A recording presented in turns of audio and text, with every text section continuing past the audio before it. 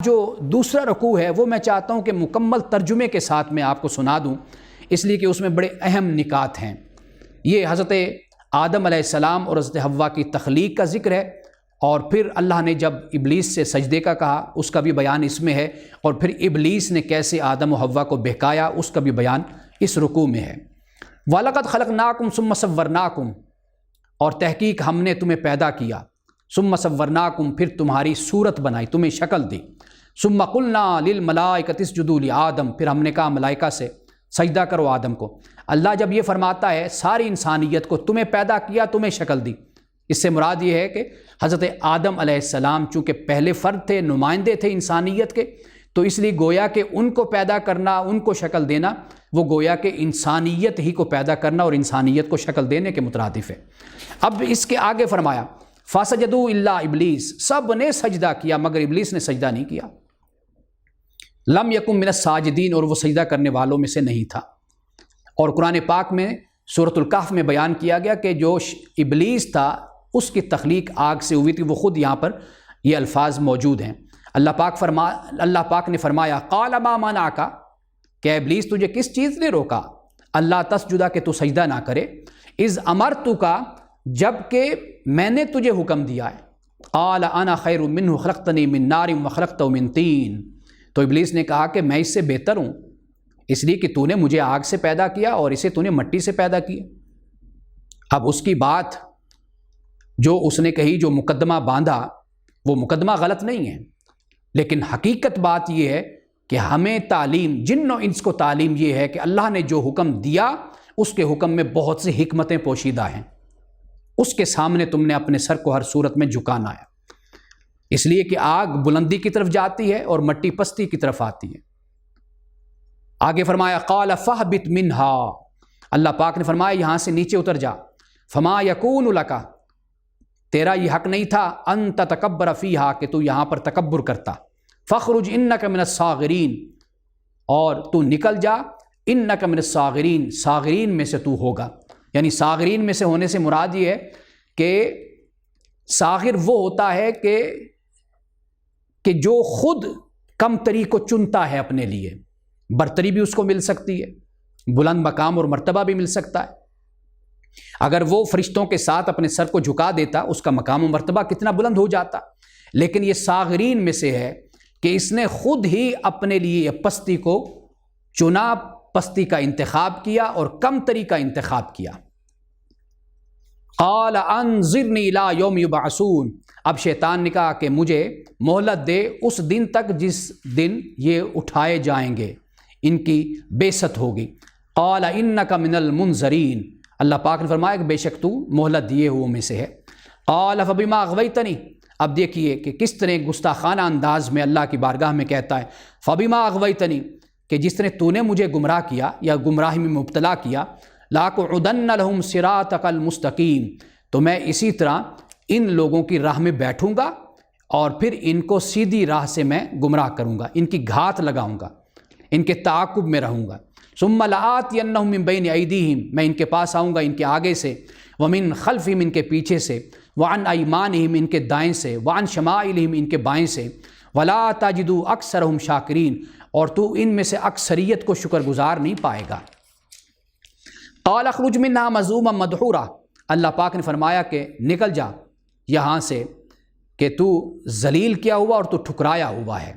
لمن تبعک منہم لأملأن جہنم منکم اجمعین، کہ ان میں سے جو بھی تیری پیروی کرے گا تو میں تم میں سے، فرمایا کہ تم سب سے میں جہنم کو بھر دوں گا، یعنی جو تیری پیروی کرے گا، تیرے نقش قدم پر چلے گا، تو ان کے ساتھ یہ معاملہ ہوگا کہ جہنم کو میں ان سے بھر دوں گا۔ وَيَا آدَمُ اسْكُنْ، اے آدم ٹھہر جا، انت وزوجک الجنت، تو اور تیری بیوی جنت میں، فَكُلَا مِنْ حَيْثُ شِئْتُمَا، تم دونوں کھاؤ جہاں سے تم چاہو، با فراغت راغدہ کے لفظ بھی آتے ہیں، وَلَا تَقْرَبَا هَٰذِهِ الشَّجَرَةَ، اور اس درخت کے قریب نہیں جانا۔ اب مسئلہ یہ نہیں کہ درخت کون سا تھا کون سا نہیں تھا، اصل چیز کیا ہے، اللہ تعالیٰ نے ایک چیز کے پاس جانے سے منع کر دیا۔ وہ درخت کس نسل کا تھا، وہ کس بیج کا تھا، کس پھل کا تھا کیا نہیں تھا، یہ بحث نہیں ہے۔ اصل بات یہ ہے کہ اللہ پاک نے امتحان کے طور پر، آزمائش کے طور پر مقرر کر دیا کہ اس کے قریب نہیں جانا۔ فتکونا من الظالمین، ورنہ تم ظالموں میں سے ہو جاؤ گے۔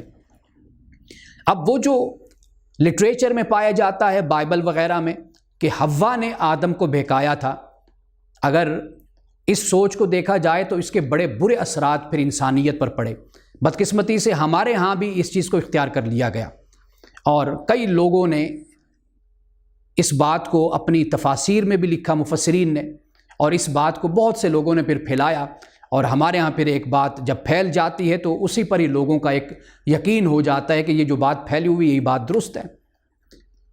تو قرآن پاک نے جو بات بیان کی وہ یہ بیان کی کہ فوسوس لہم الشیطان، کہ شیطان نے ان دونوں میں وسوسہ ڈالا، ان دونوں کو بہکایا، لیبدی لہما ما وري عنہما من سوآتہما، تاکہ ان کی شرمگاہیں جو ایک دوسرے سے چھپائی گئی تھیں ان کے سامنے کھول دے، یعنی شیطان کھول دے۔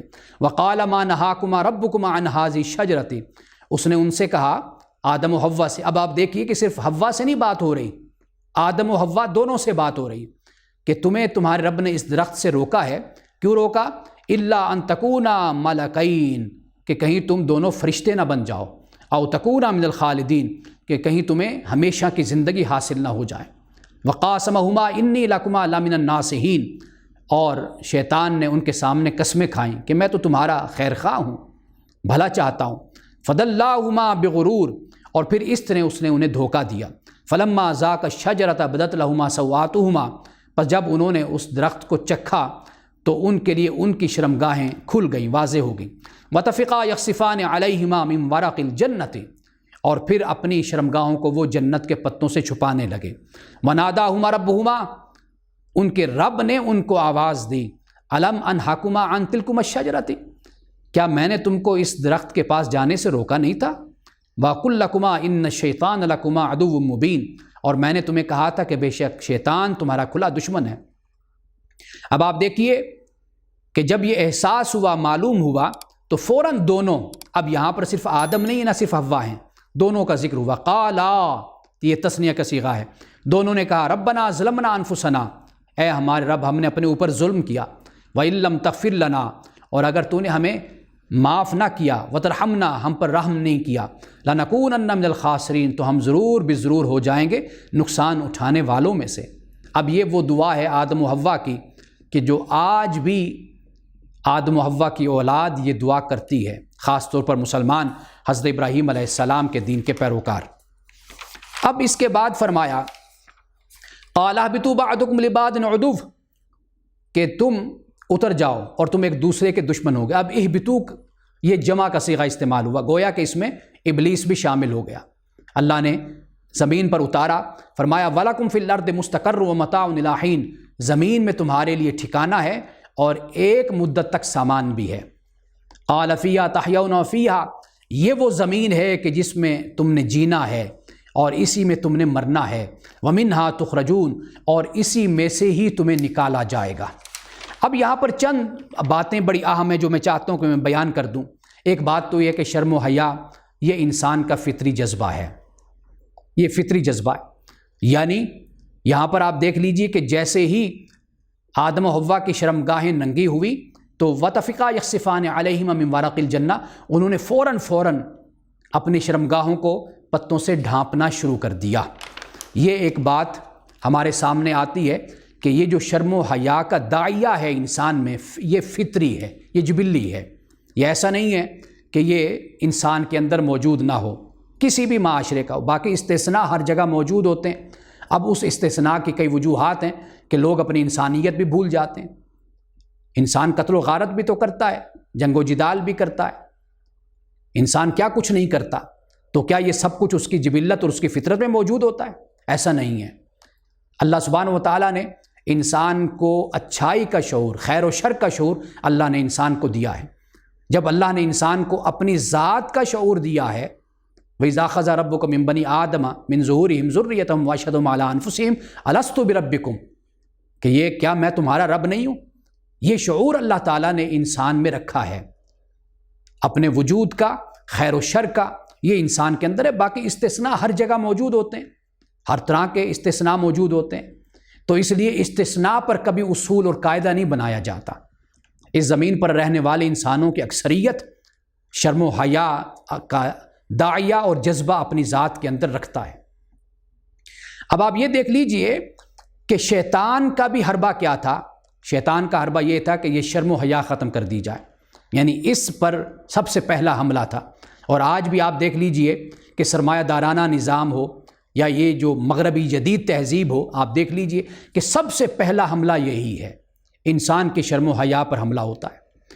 اور ہمیشہ اپنی پروڈکٹ اور اپنی کمرشلز، اپنی مشہوریاں، اپنا بزنس ہی عورت کی بنیاد پر چلایا جاتا ہے، اور بالکل اسی جذبے پر، شرم و حیا کے جذبے پر اور عفت اور عصمت کے جذبے پر، اسی پر ہی ہمیشہ حملہ کیا جاتا ہے۔ اور پھر یہ بات بھی سامنے آتی ہے کہ اگر انسان کو کھلم کھلا برائی کی دعوت دی جائے تو انسان کم ہی قبول کرتا ہے، اور اس کو جب دعوت دی جاتی ہے تو ہمیشہ اس کو پھنسا کر اور اس کے مختلف داعیوں کے ذریعے سے اس کو برائی کی دعوت دی جاتی ہے، یعنی یوں کہہ لیجیے جسے ہم شوگر کوٹیڈ کہتے ہیں، اس طریقے سے اور اس انداز میں زہر دی جاتی ہے انسان کو۔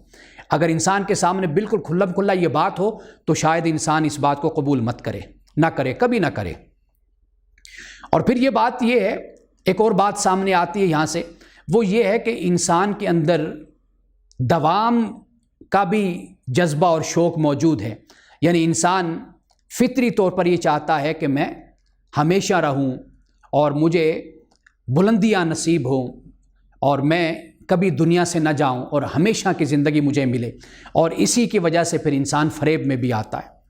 اور اسی طرح یہ بات تو میں نے پہلے واضح کر دی کہ قرآن مجید نے بتا دیا کہ حوا کو صرف گمراہ نہیں کیا تھا شیطان نے، اور پھر حوا کے ذریعے آدم کو نہیں، بلکہ قرآن بیان کرتا ہے کہ دونوں، آدم و حوا، جب آدم اور حوا دونوں ذمہ دار ہوں گے تو یہاں سے آپ دیکھ لیجئے بالکل تصورات، رویے، اخلاقیات سب کچھ بدل جاتی ہے۔ ورنہ ہوتا کیا تھا؟ وہ یہ کہ ہر برائی اور بدی کی بنیاد اور مرکز اور سبب عورت کو قرار دیا جاتا تھا، اور پھر عورت کی جان کا انسان اور مرد دشمن بن جاتا تھا۔ ہر بات میں عورت کو کمتر قرار دیا جاتا تھا، اس کو اس کے حقوق نہیں دیے جاتے تھے، اس کو مرد کے برابر کھڑا نہیں کیا جاتا تھا۔ اس کی وجہ کیا؟ کہا جاتا تھا کہ بھئی اس کی وجہ سے تو آدم جنت سے نکالے گئے اور یہی برائی کی اصل جڑ ہے۔ قرآن پاک نے اس بات کو بھی بالکل واضح کر دیا۔ اب یہ بھی بیان کر دیا کہ جیسے میں نے پہلے بیان کیا، سورۃ البقرہ میں بھی اس بات کو میں بیان کر کے آیا تھا کہ اس سے کوئی تعلق نہیں کہ وہ درخت کس چیز کا تھا۔ ہمارے علماء نے اور مفسرین نے، قدیم مفسرین اس پر بڑی بحثیں کی ہیں کہ وہ درخت کیا تھا، کس طرح کا تھا، کس پھل کا درخت تھا۔ یہ بحث بالکل ہی آپ سمجھ لیجئے کہ یہ خارج از موضوع اور مضمون ہے، اس کا موضوع سے کوئی تعلق نہیں بنتا، اس لیے کہ مقصد صرف اتنا ہے، اللہ تعالیٰ نے شجرہ کہا کہ یہ درخت ہے، تم نے اس کے قریب نہیں جانا، مقصد کیا ہے کہ تم نے میری نافرمانی نہیں کرنی۔ اب اس کے بعد یہاں پر یہ بھی معلوم ہو گیا کہ شیطان اور انسان میں فرق کیا ہے۔ وہ فرق یہ ہے کہ شیطان برائی کرتا ہے، اس کو جسٹیفائی کرتا ہے، اس پر ڈٹ جاتا ہے، اس پر توجیہ بیان کرے گا اور اس پر ضد اور ہٹ دھرمی کا مظاہرہ کرے گا۔ انسان کا معاملہ کیا ہے؟ انسان کا معاملہ یہ ہے کہ جب اس سے خطا ہوئی، گناہ ہوا، تو وہ رب کی بارگاہ میں آ کر کہتے ہیں ربنا ظلمنا انفسنا وان لم تغفر لنا وترحمنا لنکونن من الخاسرین۔ اسے فوری طور پر پشیمانی ہوتی، شرمندگی اور ندامت ہوتی ہے۔